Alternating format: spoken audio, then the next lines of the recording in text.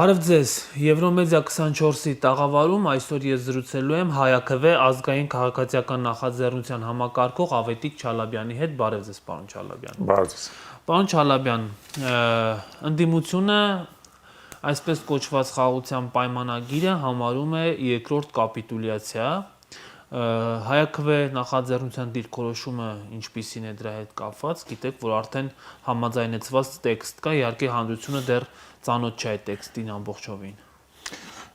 Տեսեք, նախ մենք մեր դիրքորոշումը արդեն հայտնել ենք հայտարարությամբ, մենք համարում ենք, որ այդ պայմանագիրը նախ չի բխում Հայաստանի Հանրապետության եւ հայ ժողովրդի շահերից ընդհանրապես,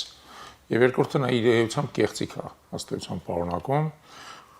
քանի որ Ադրբեջանը նույնիսկ այդ տեսքով չի էլ պատրաստվում նա ստորագրել եւ պատահական չի, որ պայմանագրի տեքստը պայմանականորեն համաձայնեցնելուց հետո, ընդ որում միակողմանիորեն համաձայնեցնելուց հետո Ադրբեջանը միանգամից հայտարարեց բազմաթիվ նախապայմանների մասին, որոնք ըստ էության առնվազն այս պայն անհնար են դարձնում այդ պայմանագրի ստորագրումը։ Ինչ է անում ընդդիմությունը, ես երեք ընդդիմության ներկայացուցիչներն էլ էի հարցնում, այս պայմանագրի ստորագրումը երկրորդ կապիտուլյացիան, այսպես ասած, թույլ չտալու համար։ Տեսեք, ընդդիմությունը շատ տարօրինակ հասկացողություն է, որովհետև Հայաստանում ընդդիմությունը հիմա շատ բազմադեմ է եւ ֆրագմենտացված է ինչ-որ իմաստով։ Ուստի ես չեմ կարող բոլորի փոխարեն պատասխանել, ոչ էլ իմաստ ունի։ Դու կարող եք ասել, թե հարցնել, թե մենք ինչ ենք անում։ Դուք ինչ եք անում։ Մենք նախ եւ առաջ փորձում ենք հասարակությանը բացատրել, հիմնավորել եւ տեղեկացնել նրա մասին, որ այս պայմանագիրը չի կարելի որևէ տարբերակում ստորագրել։ Որովհետեւ եթե այս պայմանագիրը, իդե պայմանագիր ենք ասում, բայց կներեք, էլի մի հատ Միքայել հետ։ Սա պայմանագիր չի, սա համաձայնագիր է, Փաշինյանը դրա մասին ասեց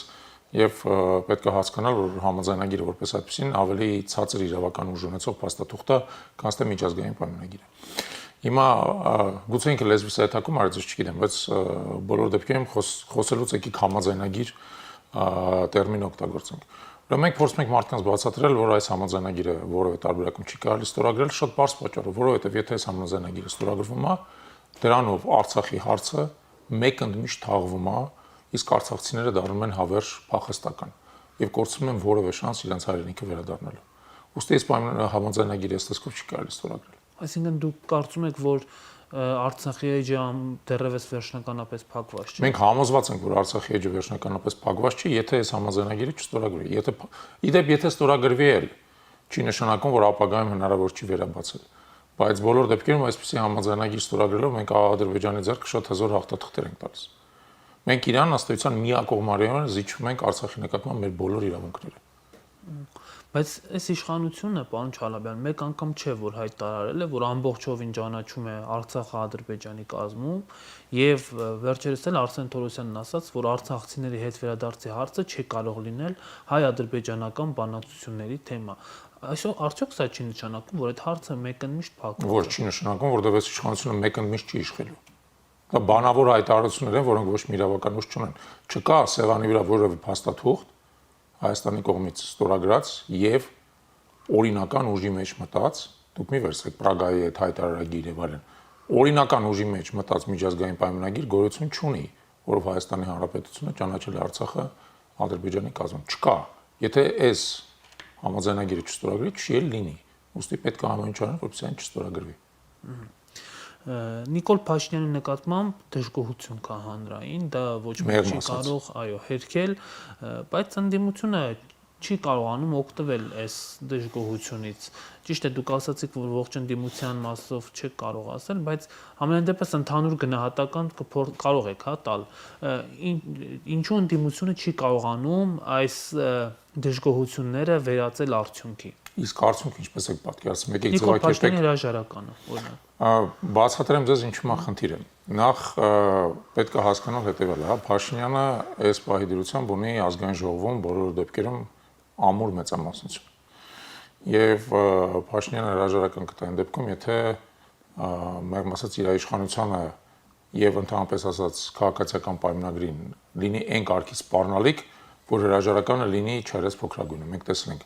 անցյալում օրինակ Լևոն Տեր-Պետրոսյանի հրաժարականը կամ Սերժ Սարգսյանի հրաժարական, հա, եւ դա արվել այն պայմաններում, երբ որ դա անկալվում էր որպես չարած փոքրագույն։ Եվ դա պետք չի բացառել։ Այն որ մինչև հիմա չի եղել, նախ Փաշինյանից անցած տարի օրինակ դժգոհությունը կարգի չէր ինչպես հիմա։ Դժգոհությունը շարունակում է կուտակվել։ Եվ բոլորովին պետք չի բացառել, որ կգա այն պահը, երբ որ այդ դժգոհությունը կհասնի քրիտիկական մասը եւ Փաշինյանը հրաժարական կտա։ Ուղղակի պետք է հետեւողականորեն գնալ դրան։ Բայց դուք տեսնում եք որևէ դիմադիր ուժի, որը հետևողականորեն գնում է դրան։ Մենք օրինակ հետևողականորեն գնում ենք դրան։ Այո, մենք հետևողականորեն գնում ենք դրան։ Պետք է նկատի ունենալ, որ մենք բոլոր դեպքերում ազգային քաղաքացիական միավորում ենք։ Դուք նշեցիք նախաձեռնություն, իրականում մենք ընդլայնվել ենք եւ դարձել ենք ազգային քաղաքացիական միավորում եւ մեր առաջնահերթ նպատակը դա Փաշինյանի եւ իր կողմից ղեկավարվող քաղաքացիական պայմանագրի հերացումն է իշխանությունից, որտեղ մենք համարում ենք, որ այդ ուժը Հայաստանը տանում է կորստաբեր ուղղությամբ, Հայաստանը տանում է Թուրքիային ենթարկելու ուղղությամբ, որը մենք բնականաբար հակադրվում ենք բոլոր հնարավոր միջոցներով եւ շարունակելու ենք հակադրվել։ Հիմա ինչի դա չի բերում շատ արագ արդյունքի, որովհետեւ ճիշտ ասած մենք անցել ենք համարյա բոլոր փողոցային շարժումների միջով եւ ավելին, հա, եւ մենք տեսել ենք, որ եթե ուզում ես արդյունքի հասնես, պետք է լավ նախապատրաստական աշխատանք իրականացնես բազմաթիվ ճակատներով, որպեսզի դու պատրաստ լինես վճռական, այսպես ասած, քաղաքական իրադարձությունների պայմաններում հասնես հաջողության։ Անցած տարի օրինակ Սրբազան պայքարի շրջանում մենք եւս մասնակցել ենք փողոցային պայքարին, բայց այդ ժամանակ բախվելով ոստիկանական բռնությանը մենք ըստ էության հայտնվեցինք մի իրավիճակում, երբ որ տեսանք, որ չեն կարողանում այդ ոստիկանական պատնեշը հաղթարենք։ Հիմա չի կարելի երկրորդ անգամ նույն սխալը անել։ Պետք է հաջորդ անգամ, երբ որ դու մտնում ես քաղաքական պայքարի մեջ, այնպես հաշվարկես քո ուժերը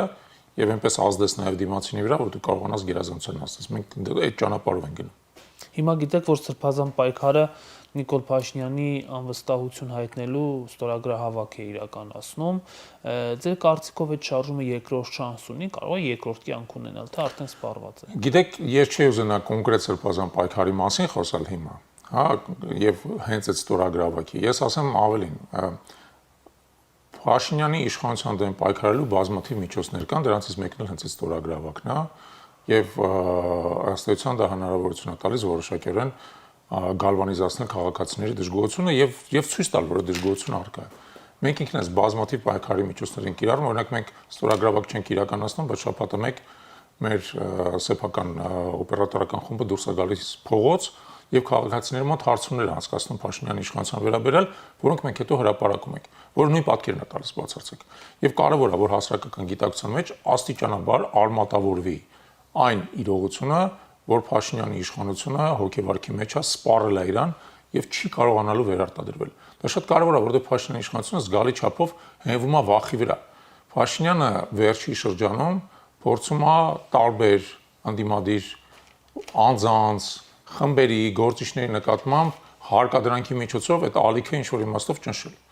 Նույն ինչ որ մենք այսօր Թուրքիայում ենք օրինակ տեսնում, հա, իդեպ շատ նման են իրար իրենց գործիքակազմով Փաշինյանը եւ Էրդողանը եւ Փաշինյանը շատ բան է սովորել Էրդողանից ակնհայտ, ունեն գիրքը կարդացել է մինչև վերջ։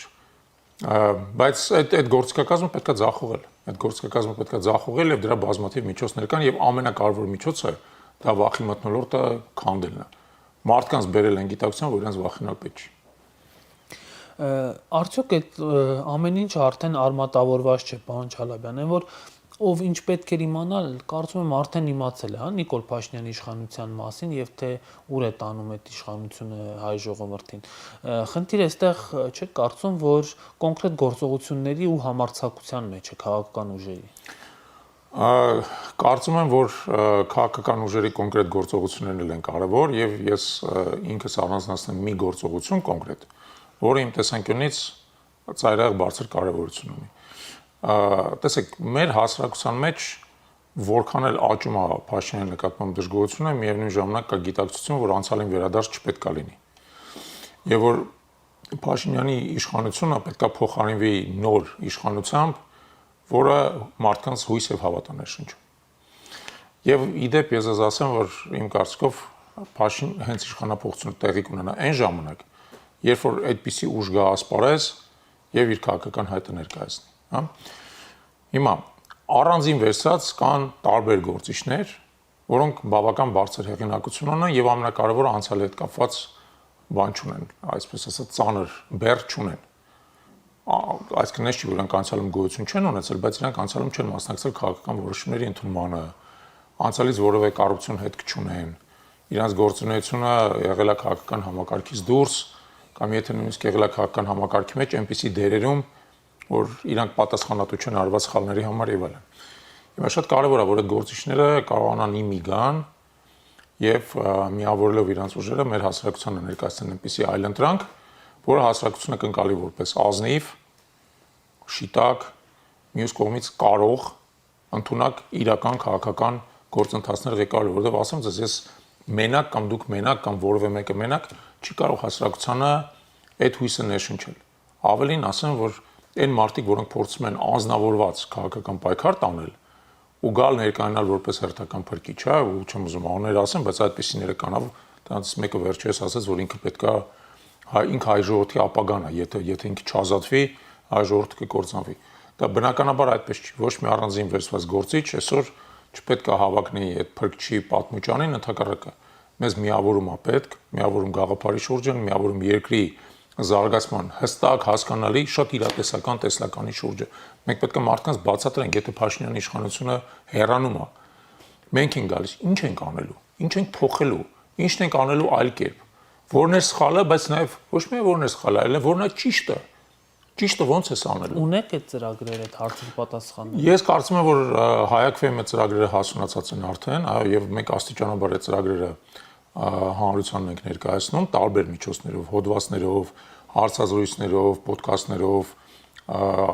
ապագայում նաև հոլովակներ կնկարենք այդ ուղղությամբ, բայց նույնիսկ ուզում եմ ասեմ, որ մենք դրանով հանդերձ չենք հավակնում, որ մենք պետք է լինենք այն միակ ուժը, որը երկիր է փրկում։ Չէ, պետք է բոլոր այն ուժերը, որոնք իսկապես մտահոգ են երկրի ապագայով, որոնք իսկապես ունեն կարողություն, որոնք իսկապես ունեն հանրային վստահություն, այսօր պետք է մտածեն նրան մասին, ոնց են իրենց ուժերը իմի բերում։ Դուք խոսեցիք նոր ուժերի մասին, ուզում եմ հարցնել, նախկին նախագահներն իրենց քաղաքական թիմերով խանգարում են նոր ուժերի հայտ գալուն։ Գիտեք, դրա մասին շատ է խոսակցություն գնում։ Ես կասեմ հետեւյալը, որ նախկին նախագահները բնականաբար բավական լուրջ մեդիա ռեսուրսի են տիրապետում եւ բացի դրանից գործող ազգային ժողովում հիմնական անդիմադիր խմբակցությունները իրենք են ներկայացնում։ Այդ իմաստով իրենք իհարկե արտոնյալ դրության մեջ են, որտեղ ունեն եւ ազգային ժողովի ամբիոնը եւ ունեն մեծ քանակությամբ լրատվամիջոցներ, որոնք հանրային գիտակցության վրա ազդում են։ Դրանով հանդերձ անձամբ ես կարծում եմ, որ թեև իրանք ունեն այդ առավելությունը, դա չպետք է համարել անհաղթահարելի խոչընդոտ նոր քաղաքական ուժերի հայտ գալու համար։ Ինչու՞, որովհետեւ ի վերջո փորձը ցույց է տալիս, որ նոր քաղաքական ուժեր ի հայտ են եկել, ներառյալ նաև մենք, հա, եւ դա կախված է մի քանի բանից։ Ինչպես է դու կարողանում համախմբել գաղափարակից մարդկանց եւ իրենց աշխատանքը կազմակերպել ընդհանուր գաղափարի շուրջը։ Ինչպես է դու կարողանում լայնացնել լրատվական դաշտը, այն որ այսօր ձեր տաղավարում եմ Եվրոմեդիա 24-ի, դրա օրինակներից մեկն է, չէ՞։ Լրատվական դաշտը ինքը ընդարձակվում է եւ լրատվական դաշտում առաջանում են նոր լրատվամիջոցներ, որոնք նախորդ նախագահների կամ գործող իշխանության անմիջական ազդեցության տակ չեն գտնում, դա եւս շատ կարեւոր է։ Շատ կարևոր է նաև նյութական բազան, քաղաքականությունը մարդիկ պետք է գիտակցեն, դա բավական թանկ զբաղմունք է։ Այդ ամբողջ քաղաքական գովազդը, վերլուծությունները, սոցիոլոգիական հարցումները, պարզապես աշխատակազմ ունենալը եւ այլն, դա ծախսատար է։ Եվ այդտեղ նաև կարևոր է, որ այն թիմերը, որոնք հավակնում են քաղաքական հայտ ներկայացնելու, քաղաքական ուժ լինելու, նրանք պետք է կարողանան այդ խնդիրները լուծել։ Նրանք պետք է կարողանան ձեռք բերել այնպիսի հովանավորներ կամ հովանավորների խումբ, որոնք մի կողմից աջակցում են իրենց գործունեությանը, մյուս կողմից այնպիսի պայմաններ չեն առաջադրում այդ թիմերի համար, որոնք հետագայում կարող են խնդիր դառնալ հասարակության համար։ Իդեպ ես ասեմ, որ նաև հասարակությունն էլ պետք է մտածի դրա մասին։ Եթե նա սպասում է նոր քաղաքական ուժերի, նա պետք է մտածի նոր քաղաքական ուժերի ձևավորմանը, կայացմանը, ինքը ինչպես է նպաստում, ինչպես է աջակցում։ Դա կարող է լինի նյութապես, դա կարող է լինի գալ անդամակցել, անդամագրվել, մասնակցել դրա աշխատանքին, աջակցել ինչ-որ կոնկրետ միջոցառումների, հա, գալ առաջարկություններ ներկայացնել, հետամուտ լինել այդ առաջարկությունների իրականացմանը։ Այդ իմաստով ցանկացած քաղաքացի իր դերը ունի մեր քաղաքական համակարգը առողջացնելու գործում։ Քանի որ նախկին նախագահներից խոսեցին, գիտեք, որ հիմա այդ երկու ճամբարների միջև բացահայտ անկաշկանդ փոխհրաձգություններ են, միմյանց տարբեր մեղադրանքներ, նույնիսկ ընդհանուր մինչև հայոյանքներ ստորին օղակներում, ձեր կարծիքով սա ինչ դրսևորում է։ Գիտեք, նախ ուզում եմ ասեմ, որ մենք այս ամբողջ ընթացքում ունեցել ենք այն դիրքորոշումը, որ անդիմադիր տարբեր թևեր իրար նկատմամբ պետքա որոշակի, այսպես ասած, զսպվածություն պահպանեն, որովհետև իրանց միջև այդ ձեր ասած փոխհարակձգությունը ըստ էության նպաստում է գործող իշխանության երկարաձգմանը, հա։ Այդ իմաստով ես բացական եմ դա գնահատում, ավելին մենք որևէ կերպ դրան ոչ խառնվում ենք, ոչ միջամտում ենք, ոչ կողմ ենք բռնում եւ ոչ էլ բռնելու ենք երբևիցե, որովհետեւ համարում ենք, որ լավ կլիներ այդ ամեն ինչը դադար էր։ Իսկ ընդհակառակը նոր ոնց որ խաղացողների մասնակցությունը դրան միայն այսպես յուղա լցնելու կրակի վրա, հա։ Դրա համար մենք որևէ ցանկություն չունենք դրան մասնակցելու, ընդհակառակը ցանկություն ունենք, որ այդ դադարի, որ այդ տարբեր թևերը կարողանան ի վերջո իրար միջև համաձայնության գան, որովհետեւ այլընտրանքը այս ձեր ասած վերադառնանք ձեր ասած խաղաղության համաձայնագրին ճակերտներ։ Այլընտրանքը այդ խաղաղության համաձայնագրի ստորագրումն է։ Այլընտրանքը Հայաստանի սահմանադրության փոփոխությունն է թուրքական պարտադրանքով, այլընտրանքը հայկական բանակի զինաթափումն է, Արցախի կորուստը եւ այլն։ Այդ իմաստով մենք պետք է կարողանանք կարևորը երկրորդականից տարանջատենք, հա, մեր տարբեր տեսակ վերապահումները իրար նկատմամբ համոզված եմ, որ մեր նկատմամբ էլ կա վերապահում, մենք էլ շատերի նկատմամբ ունենք մանավանդ ձեր ասած ուժերի, հա, բայց այդ վերապահումները իմ կարծիքով երկրորդական են, առաջնային են, հա, որպեսզի մենք կարողանանք մեր պետությունը, մեր պետականությունը, մեր ինքնիշխանությունը պահպանենք։ Եվ դրա շուրջ պետք է, եթե ոչ համախմբել, առնվազն հակառակը չանել, հա։ Ամսի 30-ին Գյումրիում սպասում են թիմ ընտրություններ, Գյումրիում եւ Փարաքարում, Հանրապետության երկրորդ քաղաքն է, խոշոր։ Ձեր կարծիքով սա թիմ ընտրություններ են, թե այստեղ նաև քաղաքական ընտրության հարց կա, այսինքն Նիկոլ Փաշինյանի անվստահության հարց։ Եթե վերցնենք Փարաքարը, ավելի շատ դա թիմ ընտրություններ է եւ տեղական մի շարք թիմերի մեջ են։ Իդեպ, ինչպես գիտեք, եւ Փարաքարում եւ Գյումրիում հայակվեն հանդիսագալու դիտորդական, անկախ դիտորդական առաքելությամբ, ուստի մենք որևէ թիմի հետ որևէ անմիջական առնչություն չունենք եւ որևէ նախապատվություն չունենք։ Եվ մեր նպատակը մեր ընտրողների ձայների պաշտպանությունն է եւ նաեւ մեր քաղաքացիներին վստահություն հաղորդելը, որ իրանց ձայնը կարեւոր է, իրանց ձայնը պաշտպանված է եւ իրենք պետք է գան ընտրությունների եւ ընտրությունների միջոցով մասնակից լինեն երկրի կառավարմանը։ Դա շատ կարևոր է մեր տեսանկյունից, որ եւ առաջնային է նույնիսկ, որ մեր քաղաքացիները գիտակցեն։ Ընտրություններով է ձևավորվելու ի վերջո իշխանությունը, թեև ցավոք այս գործով վարչախումբը բազմաթիվ հակառակ օրինակներ ա տվել, հա, երբ որ թիմեր են ընտրվել եւ մարդկանց ձերբակալել են, դրանից հետո կալանավորել են, խափանել են գործունեությունը, ցրել են քաղաքանիները եւ այլն։ Բայց ես կարծում եմ, որ այդ ամեն ինչով հանդերձ հիմա շատ կարևոր է, որ մարդիկ գիտակցեն, որ ի վերջո պայքարը արդյունք է տալու, իրանք պետք է գան ընտրատեղամասեր եւ իրենց քվեով, իրենց ձայնով ձևավորեն իրենց տեղական իշխանությունը։ Դա մեկ։ Երկրորդը Գյումրիի դեպքում այո, կա քաղաքական ենթատեքստ եւ դրա համար շատ հեռու գնալ պետք չի, որովհետեւ եթե մենք նայում ենք հայտարարությունները տարբեր կողմերի, ընդգծված երևում է, որ այն քաղաքական դիսկուրսը, որը տեղի է ունենում Գյումրիում, նա դուրս է գալիս Գյումրիի շրջանակներից։ Նա առնչվում է բազմաթիվ համապետական հարցերի եւ այդ իմաստով դա հնարավոր չի ཐակցնել եւ իշխանության կողմը եւ ընդդիմադիր տարբեր թևեր խոսում են եւ Արցախից եւ նույն ձեր ասած խաղաղության համաձայնագրից եւ Թուրքիայից եւ Ռուսաստանից արտաքին քաղաքականությունից եւ այլն։ Այդ իմաստով այո, ինքը Գյումրիի դեպքում ոչ բարակել, բայց Գյումրիի դեպքում ինքը դուրս է եկել առանձին վերցած քաղաքի եւ տեղական ինքնակառավարման մարմինների ընտրությունների շրջանակներից։ Ընդդիմադիր շատ քաղաքացիներ նաև մեծ լրագրողներից են մոտենում, իրենց սոցիալական էջերում են գրում, որ սպասում են կոնկրետ գործողությունների, դրա համար կան նաև բարենպաստ եղանակային պայմաններ հիմա, բայց մի տեսակ լռություն է, պարոն Չալաբյան, հնարավոր է, որ առաջինը հայակվե նախաձեռնությունը մարդկանց հրավիրի փողոց։ Տեսեք, ես ոչ մի բան չէի բացառի, մյուս կողմից ձեր տաղավարում եւ չէի խոստանա որևէ բան, որի շուրջ մենք վերջնական որոշում չունենք։ Այստեղ նաեւ շատ կարեւոր է հասկանալ հետեւելը։ Փողոցային պայքարը ինքը արդարացված է այն դեպքում, երբ որ դու հասկանում ես այդ փողոցային պայքարի վերջնակետը։ Վերջնակետը մեր երկրում ազգային ժողովով այդ դեպքում, ասենք, իշխանություն փոխելն է կամ ազգային ժողովի ցրումն է եւ նոր ընտրություններին գնալն է, հա, որովհետեւ ինչքան էլ դու փողոցային պայքարով գնաս, ես չեմ կարծում, որ Հայաստանում պետք է իշխանությունը փոխվի այնպես, ինչպես Սիրիայում օրինակ։ Երբ որ մարդիկ գալիս են զենքով նախագահական պալատ են գրավում ու իրենց հռչակում են նոր իշխանություն։ Ոչ, Հայաստանում իշխանությունը եւ հիմա եւ ապագայում պետք է առնվազն ունենա